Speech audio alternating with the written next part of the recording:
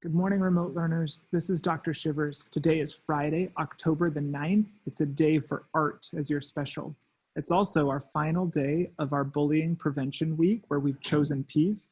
Today, you might have the opportunity to eat lunch or have a snack with a club with meeting some new friends from your classroom.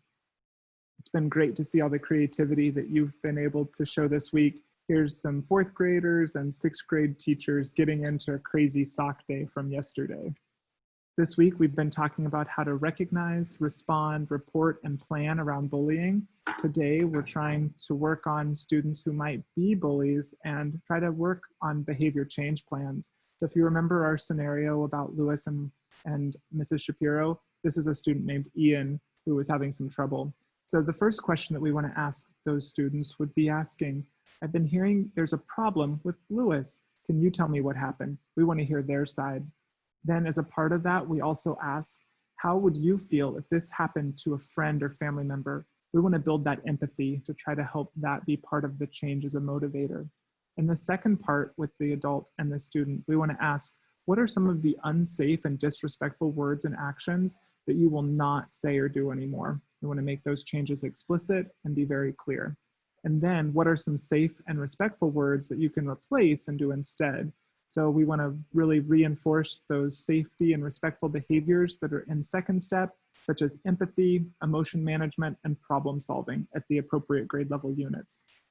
Then on the third part, we want to practice those behaviors. So when you have a word or a signal that means stop, we want to then take a deep breath, walk away, and continue your day. The the second part of number 3 is that we want to just calm down, to breathe, to count, and use positive self-talk. Then there might be consequences that have to happen if there's further violations or further incidents. And then we always want to communicate back with your family, and we want to follow up. That regular check-in is really important to be able to take care of providing a safe and respectful behavior for everyone. So it's really important that we continue to check up and make sure things are going well. So that's our plan step. We want to use and practice our social and emotional skills. We want to communicate those plans to all adults, including family members, and continue to follow up with students until the problem is resolved. So that completes our work with understanding how to recognize, respond, report, and plan. The last component that I want to share with you comes from a flyer that I sent to your families on Wednesday. It's about cyberbullying. The definition of cyberbullying is that there's any form of technology, such as the internet, a cell phone, or virtual classrooms like Zoom or Canvas, that can hurt or harm someone else on purpose. So we know that we're in a very historic time, and we are so proud of you for continuing to stay apart, to stay healthy, to not go inside of schools, and to learn at home. But that technology is a way that can connect and sometimes hurt people. So we want to be really wise on that.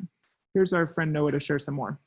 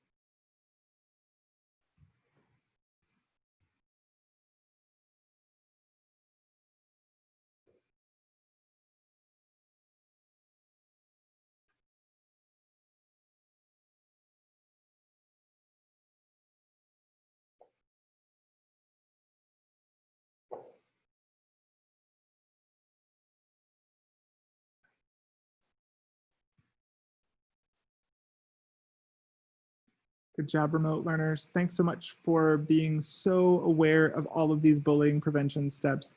Hope you have a wonderful weekend. And again, remember, it's a 3-day weekend. There's no remote learning on Monday, October the 12th, because it's a day for teachers to learn. So we'll be back on Tuesday. Thanks, everybody.